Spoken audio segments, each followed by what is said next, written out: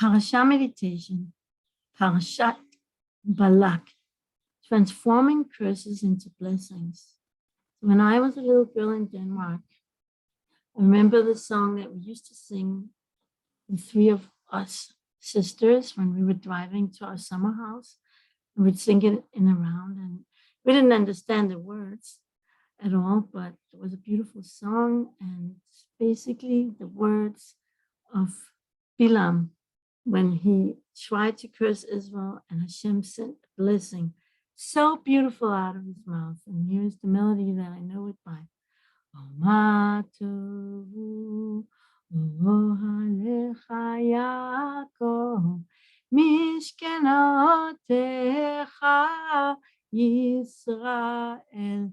How goodly are your tents, Yaakov, your dwelling places, Israel. So these are exactly 6 words corresponding to the 6 points of the Magen David that comes to protect us and offer us spiritual healing. So visualizing the Magen David can help prevent us from sending out negative energy as well. And so we're going to be doing the following Magen David meditation to also help us send positive energy to ourselves and others. And we have to remember, we have the divine power to send out goodness and to overcome negative energy and negative thoughts.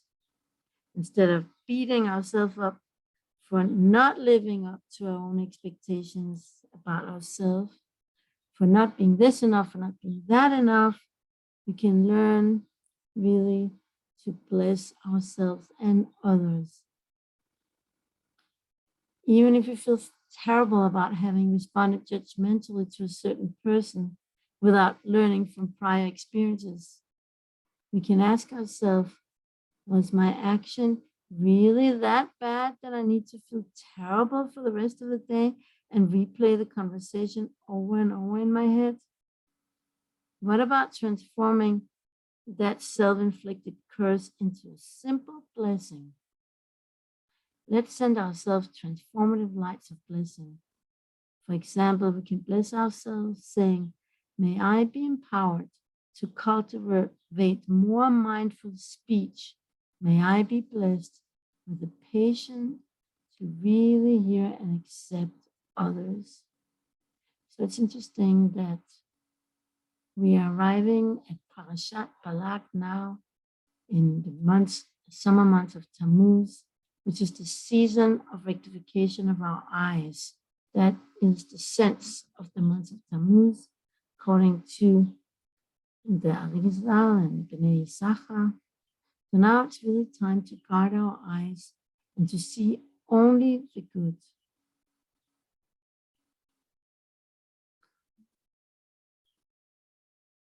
We can rectify the sense of sight by developing our ability to guard and focus our eyesight correctly. The gematria of the Hebrew word ayin is 130. Its small gematria is 13, and 13 is a very interesting number. Both the Hebrew word ahava, love, and the Hebrew word echad, 1, share the numerical value of 13, but number 13 bond multiplicity. So that way number 13 bonds multiplicity into oneness. When we unite in love, our individual diversities merge to become one. Our 12 tribes are unified through their common father, Yaakov Israel. While Judaism teaches the importance of transforming multiplicity into oneness, other religions like Christianity, they make oneness into the multiplicity of the Trinity. Perhaps this is why they cannot relate to the holiness of the number 13, which is considered an unlucky number in many non-Jewish circles.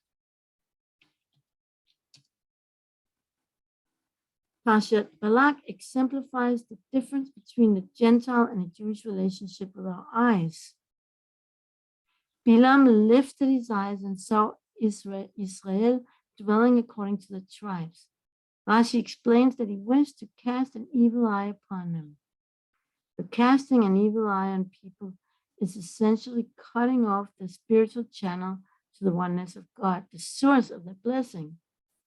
So it's interesting to notice that the root of the word ayin, eye, which is the focal point of the parasha, it appears exactly 13 times in Parashat Balak. The attempt to apply witchcraft and curse on the Jewish people by separating us from Hashem's oneness backfired and turned into the 13 attributes of mercy, unifying Hashem, the source of our blessing. So Balak asked Bilam to curse the Jewish people because he was concerned that we had become too powerful for him.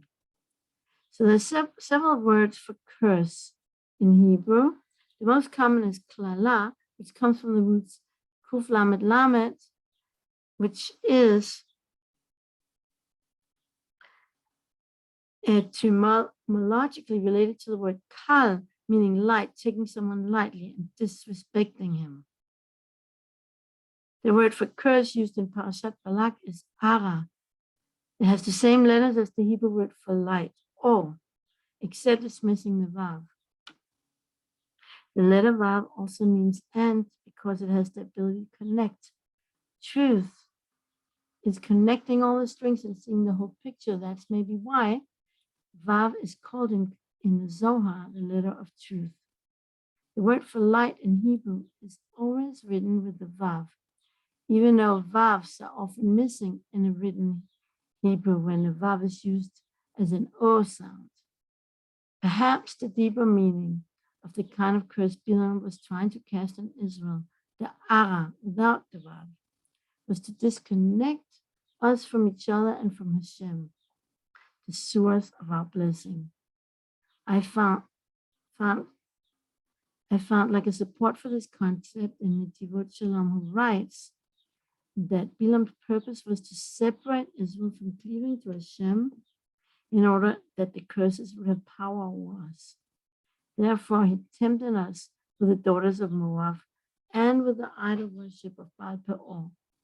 The source of the dvekut, the attachment of a Jew to Hashem, is in the mind and heart.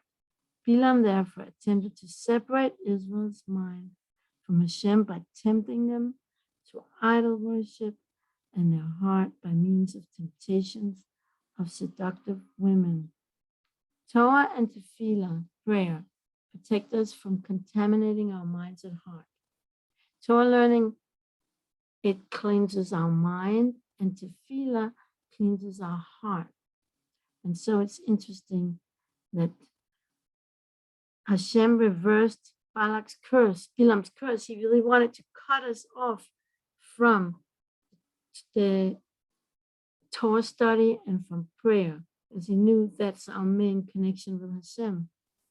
But Hashem reversed his curse into blessing, and he got to say, how goodly are your tents, Yaakov. These are the prayer houses. And your dwelling places, Israel. These are your study halls. So through Bilam's reversed curse, Israel became blessed to have the ability to cleave to Hashem perpetually through the power of our eternal Torah and tefillah in the houses of prayer and Torah study.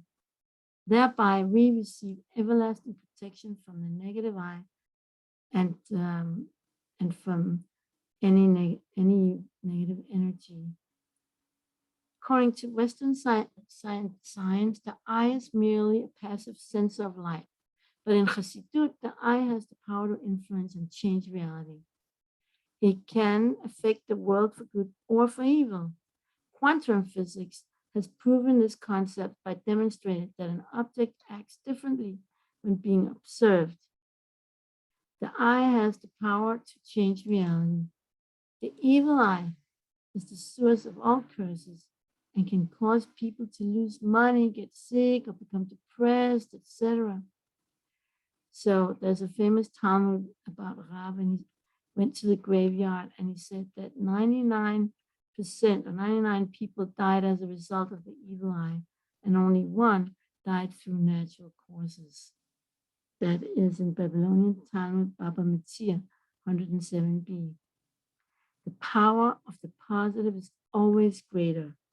Looking at someone with love and care has tremendous healing power and brings about happiness, prosperity, and blessing. You can get a feel for how people's eyes send out messages by gazing at the eyes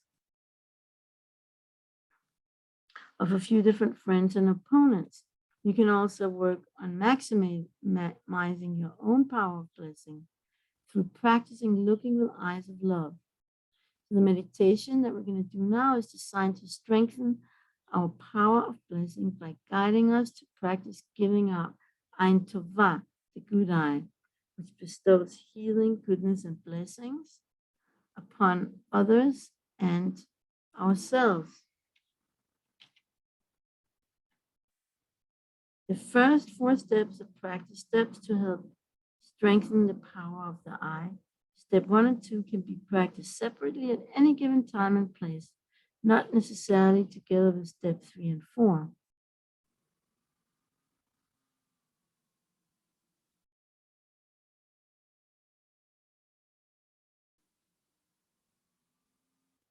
Practice focusing your gaze on one point. So I'm not saying close your eyes. And see how long you can hold the gaze. You could practice this whenever you're waiting for something.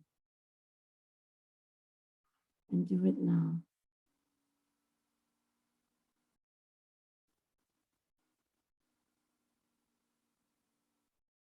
Shift your gaze from the one point to the whole of which this point is part, and then back to the one point. Repeat this secret several times.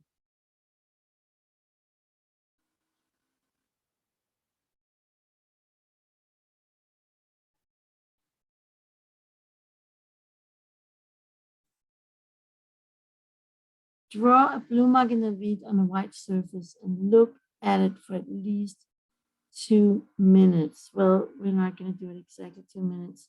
I'm going to get my Magen ready for you here.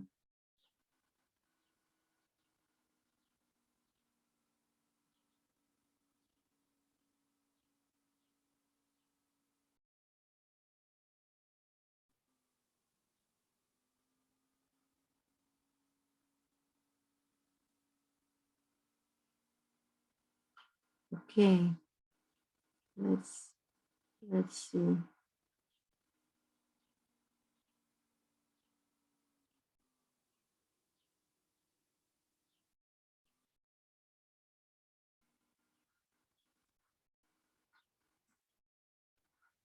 A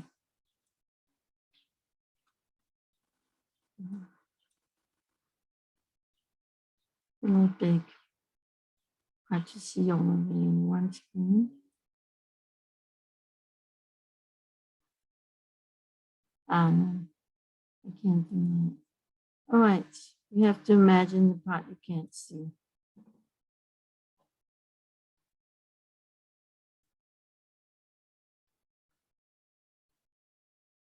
Close your eyes and visualize the Magen David. Try to hold the vision for as long as possible.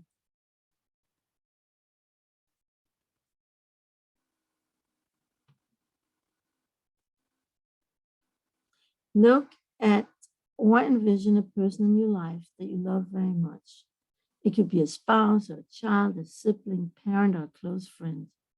Tune into the person's face and look for the glow of Hashem's light in that face. Imagine expanding this glow.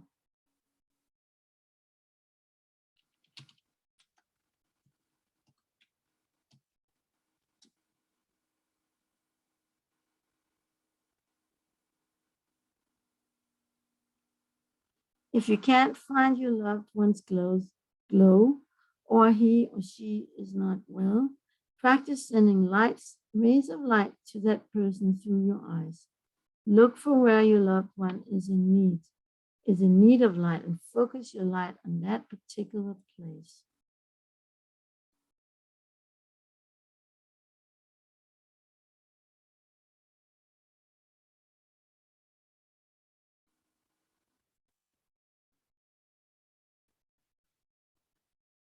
When meditating alone, visualize people in your life that you love and imagine expanding the glow of light or sending them light to wherever they need it.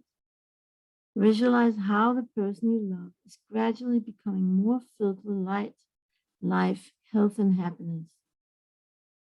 Repeat this exercise as much as possible until it becomes second nature for you and send light wherever you are whenever you're communicating with others.